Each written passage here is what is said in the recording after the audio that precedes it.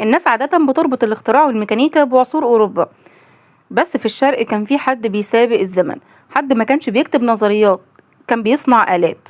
في سلسلة من الشرق للغرب، العرب رواد الحضارة، على بريم بايتس بودكاست، معاكم آية عفيفي، وحكايتنا النهاردة عن الراجل اللي اتولد في ورشة وكتب أعظم كتاب هندسة ميكانيكية في العصور الوسطى، أبو العز ابن إسماعيل الجزري، اللي غالبا معظم الناس بيعرفوه باسم الجزري، وده لقب تاريخي اتعرف بيه في الكتب وفي المراجع.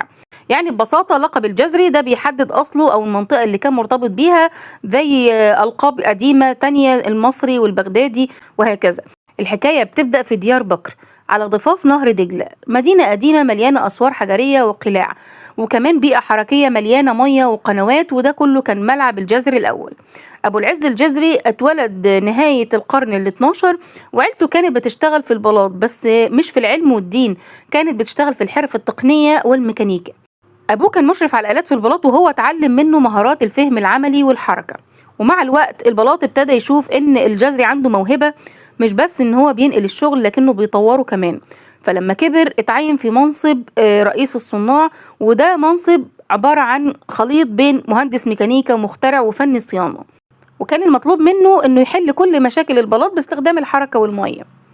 أوروبا كانت بتتعامل مع المية في نطاق الشرب والزراعة، لكن الجزري كان شايفها قوة ميكانيكية، فصمم مضخات معقدة، سواقي بتشتغل من غير ما حد يلمسها، وآلات بتستخدم الضغط والطفو لتنظيم الحركة، واخترع نظام الكام شافت، واللي النهاردة ده جزء أساسي في محركات السيارات.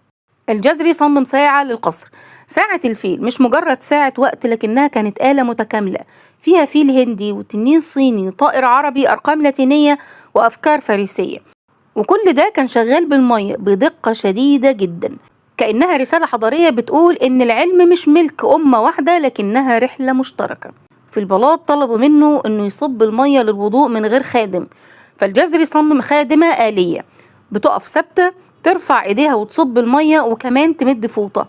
وبعدين صمم فرقة موسيقية آلية بتتحرك وبتعزف موسيقى أوتوماتيكية، واللي احنا بنعرفه دلوقتي باسم الأوتوميشن.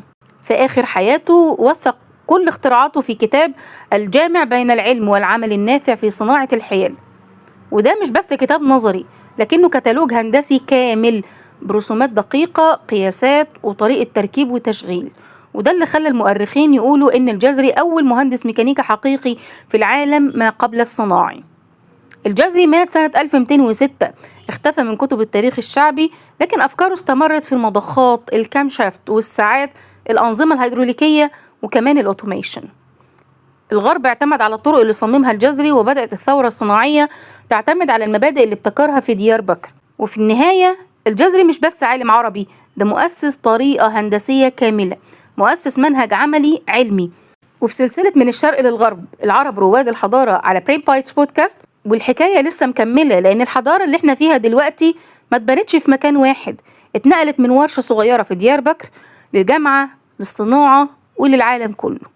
وبكده تكون خلصت حلقتنا النهاردة من بريم بايتس بودكاست. كنت معاكم آية عفيفي، واشوفكم في حلقة جديدة قريب إن شاء الله.